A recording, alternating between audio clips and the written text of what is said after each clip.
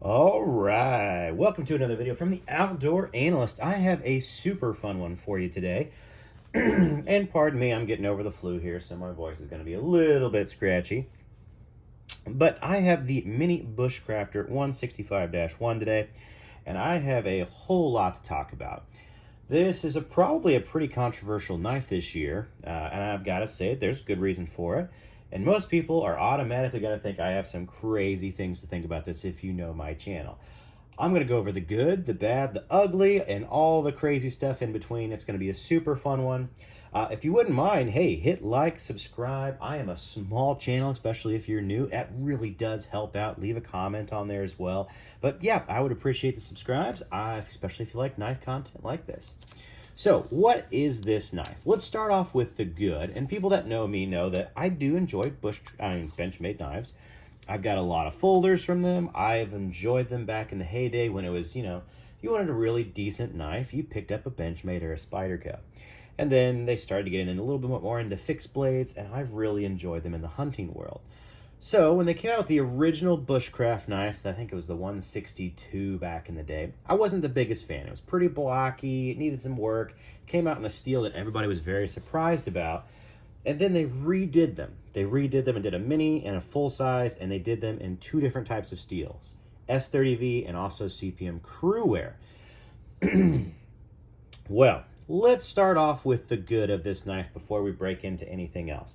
This is supposed to be a small bushcraft knife. And I'll be completely honest, I think they actually, in some ways, knocked it out of the park. They did a very good job with this. I have large to XL size hands, and my biggest worry was that this wasn't actually going to fit very well, nor be very ergonomic like the original Bushcrafter. The shape is still fairly similar, but a little more Coke bottled, a little more chamfered off, which is nice. It's got good G10, red liners, green G10 on here, and when you get the green G10 version, you're also getting S30V steel, which we'll hit up on quite a bit later.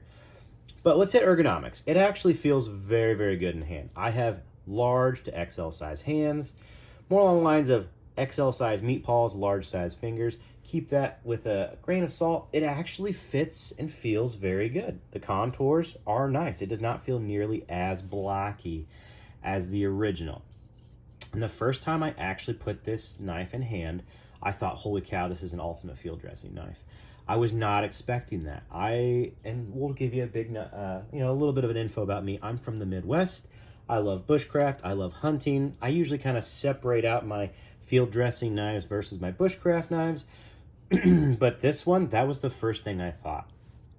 With a 3-inch blade or so, and we'll kind of measure that on here, it really fits field dressing extremely, extremely well. So, full blade on here, you're looking at like 3 1/8, looks like, maybe almost a quarter. Actual cutting edge, you're looking at, yeah, just a little over 3. Full size of this thing, what are we at? 7.5 basically. And then your actual usable handle length is a little under 4. It's really, 3 7/8 or so. So that's the size of this thing. And it's nice and girthy. And as you can see, I have a mini Adamas right here by Shane Siebert as well, the designer. These knives are almost identical in size. You get a little larger blade actually with the mini Adamas. But handle-wise, you're looking about the same. It's a little less bird-beaked on the actual Bushcrafter, so if you have some issues with the mini Adamas, it's a little more comfortable on the Bushcrafter. But size-wise, you are looking fairly darn similar as far as that goes. So just a heads up.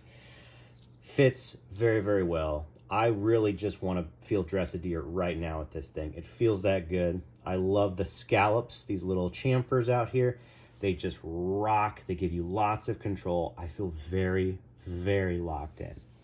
And then just a quick heads up on the sheath. This thing literally weighs like an ounce. It's very, very thin leather. If you're thinking from like a longevity standpoint, it's not going to be the longest lasting sheath. But if you're thinking from, I want an actually lightweight sheath to go along with me, this is pretty darn good. It's got a nice burgundy kind of brown on there. It looks nice. I put a little fire steel in there. It's super, super lightweight, which is good because this very thick handle, which is awesome for long-term use, is actually pretty darn nice and ergonomic. So this fills a spot that I really like, and that is an actual small, very diverse bushcraft knife. I am allowed to go ahead and do feather sticks with this thing easily, split tiny amounts of kindling if you need to, and then go and field dress a deer and cut your steak, do your back straps after you're done. Like, for a very small bushcraft knife, it fits the bill very well. It actually does. I have no complaints. Now, let's hit S30V steel. I originally would say S30V is not a great fixed blade steel. It's the lowest end of a super steel. It's the original super steel. Now, I have used Benchmade's S30V in their steep country for years and field dressed tons of deer with this. And it actually has held up well. I think they do a kind of a soft Rockwell on here, a little lower Rockwell, so it makes it a bit softer. I've never had chipping issues with this S30V. It just has worked out very, very well. And to be honest with you, I think this knife actually will replace my steep country. I'll probably keep this long term. This is kind of a shorter term review for me. I need a lot of years, a lot of Bambies on this before I do like a real long term view on it. But this knife is incredible for zipping up deer. I've done multiple at a time. The edge is held up, and I haven't had chipping issues with bone. The difference is going to be, so I don't mind S30V in a small fixed blade. It's really what I'm getting at. This is not super thin on the edge, but it's thin enough to where it actually zips up deer very, very well. This newer version is a much, much thinner edge. And what that does is that it allows me to honestly bushcraft and do woodwork fairly. It feels very similar to a convex because of how thin this is. This is insanely thin on the edge. So it just feathers like a dream, which is wonderful. The other downside of that, though, is that because it is so thin, you kind of run into, well, the issues I ran into with White River knives is that it actually is a little rolly, a little chippy. Now, I haven't rolled or chipped this yet, but I guarantee the more I use this, I'm actually probably going to, because I've done that on 3V that's this thin, and this is S30V. That's probably 1/3 the toughness of it. S30V is great for edge retention. It's pretty decent. It's kind of in the middle. It has really good stainlessness, but it's not very tough, which is why in a small knife like this, it's okay. But if you're doing field dressing, you're going to be chipping bones, you're going to be hitting bones. I'm a little worried about how thin this will be in the long term. But for right now, if you're kind of new to the knife world, this is going to slice like amazingly well for you. And it does a great job. And honestly, because the weight's actually pretty darn similar, this is such a light sheath setup. It's almost just as light as this. The Kydex is, you maybe get like a 1/2 ounce more with this full leather because it's so thin. This has a leather backing on it as well. That I don't mind the steel choice. Now, to be completely honest with you, I thought I purchased the crewwear version because I thought for the price of this knife, there's no way this would be an S30V. I thought these were all in crewwear. That is a dumb move on me. Not that I don't like S30V. I've used Benchmade's version before, but because this is so thin, I will highly suggest getting the crewwear.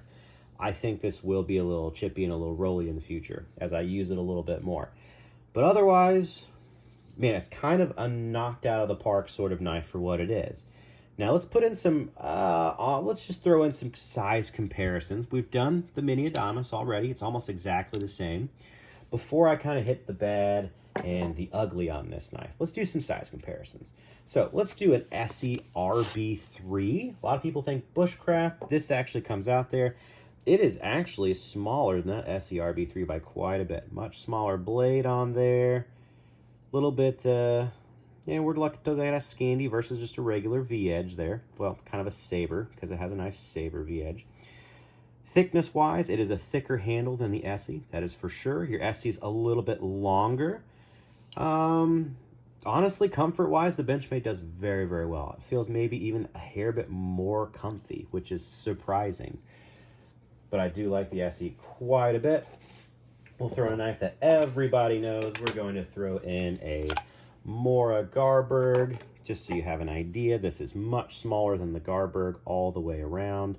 Handle-wise, you have a much shorter handle by a little bit on there. Thickness-wise, fairly similar, just different ways to go at it. And then blade-wise, obviously you're getting an extra inch or so out of the Garberg by far, 14C27N versus this is S30V. So I have the stainless version of this. This is actually a little bit tougher than S30V for sure.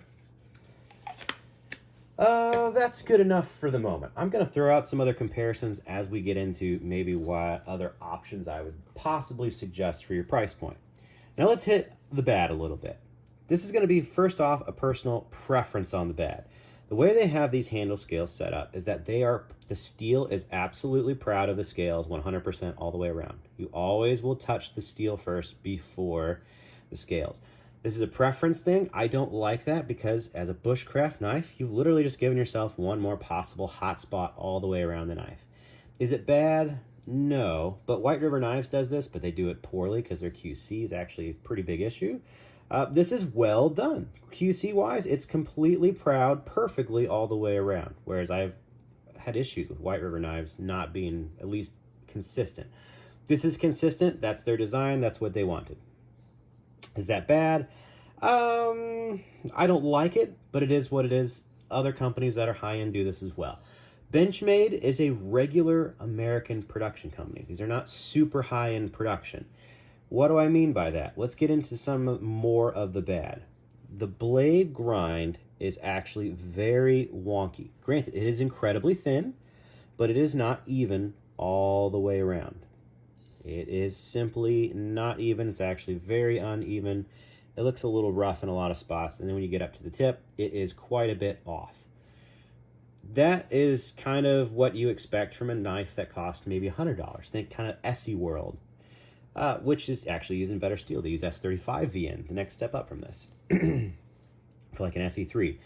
But that's a little bit off on the grind, and the preference of the scales, I don't really love how they've done that, but other than that, it's pretty good. Now let's get into the one thing that everybody's going to mention, and that is going to be the good, the bad, the ugly. What's like the ugly, the terrible about this knife? It's the price, and it really comes down to just the price. As far as what the knife is, it's actually a very successful design. It's very comfortable. It slices like a demon. This thing is an amazing slicer. It's going to be an awesome field dresser this year. I just know it. It's going to be very successful at that. It rocks at Bushcraft. But what does this thing cost? I got this thing actually used because I know the reason why. The person did not like the fit and finish of this thing, just didn't fit their hand. I picked this up for $200, and for $200, I thought, it's a little more expensive than the Steep Country. I got it used, granted, and they hadn't touched it. It was like new in box, actual box and everything. I thought, it's worth a little bit more than the Steep Country, maybe for the G10, but otherwise it should be about the same price. Probably about $150 is what I was really expecting. I paid what I thought the butterfly tax is $200. And in all honesty, I thought I was getting CPM crew wear, so I thought, oh, that's kind of nice. Maybe a good deal. That is not how much this knife costs. This knife costs $380 MSRP in S30V. I'm going to say that again, $380. Now, for knife people, they're like, okay, it's not too crazy, but when I just said S30V, G10, and production, and then I showed you that it's got wonky grinds, that is way overpriced. So much so that is double over the price. Now I've seen it for $340 in stores, and that is still insane. If you would have told me it was $150, kind of like their Steep Country is around there, totally doable. You tell me it's in crew wear and it costs $200, maybe $220. Okay, now we're talking about that. That's pretty decent. Why do I say that? Why do I say this is way overpriced for what it is? Well, because you can go out and get a regular production knife that has arguably, honestly, 14C27N is probably a better steel for Bushcraft, and a Mora for, this is $50. Okay, you can go get 1095, which is a carbon, not a stainless. $100 for SE3 Micarta scales, really nice. Let's move up a little bit more. You can go ahead and pick up even your Steep Country from Benchmade. you know, 100 and let's say 20, 150 bucks. Don't have the nice like G10 scales, but you have the exact same steel all the way around. All right, let's move up to a semi-custom. I can go to a Bark River with a much higher, this one's just CPM 154, a better steel all the way around, semi-custom handle. Micarta instead of G10, but you can get it for the same price essentially, with a convex edge.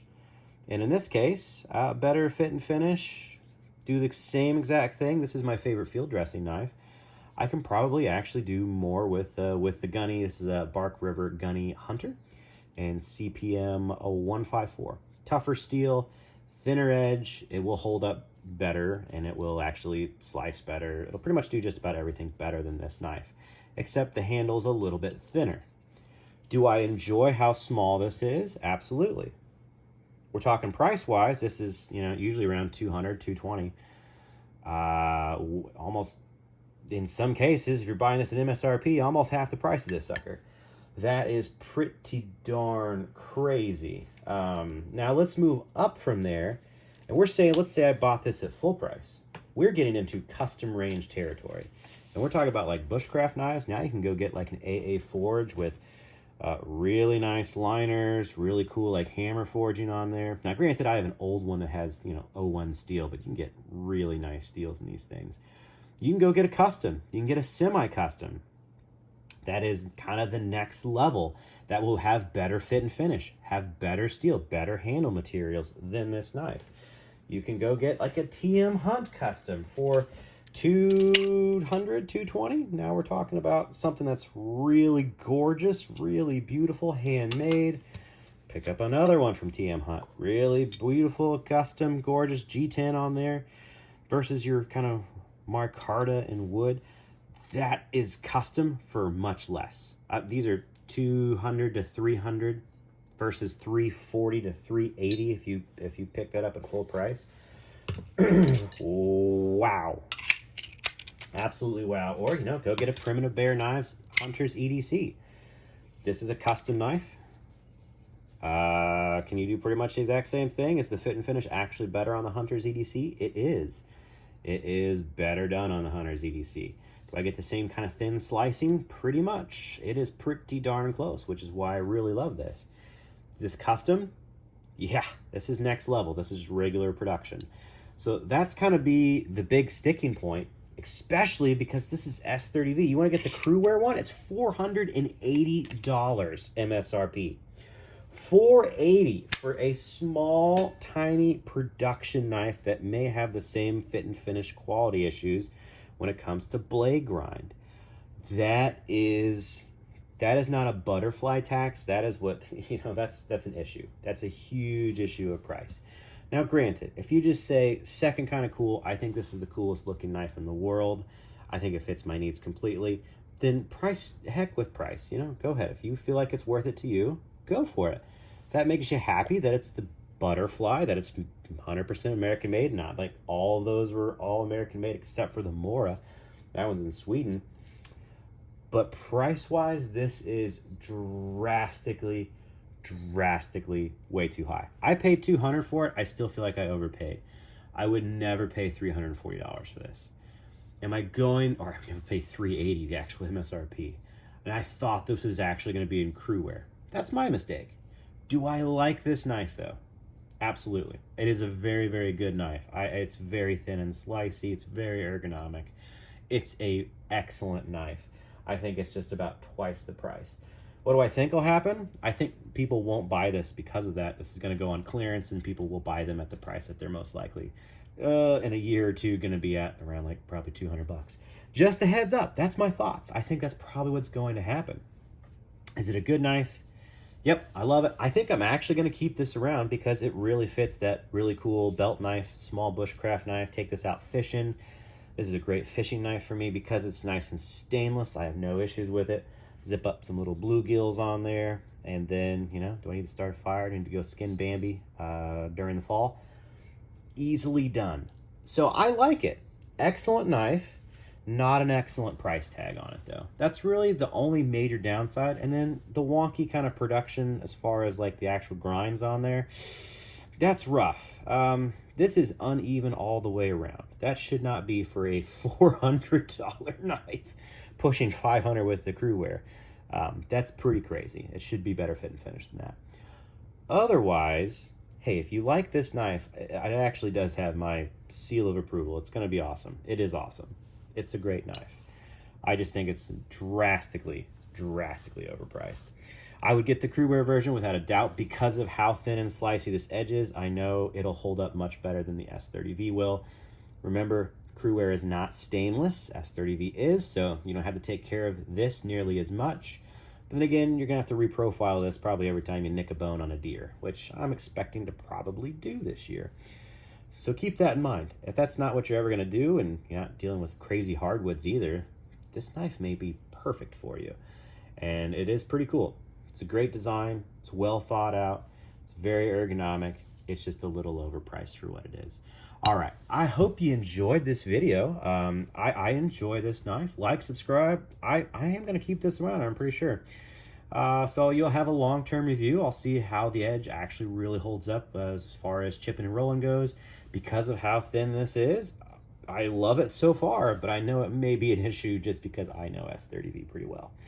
All right. Thanks for hanging out. I will catch you on the next one.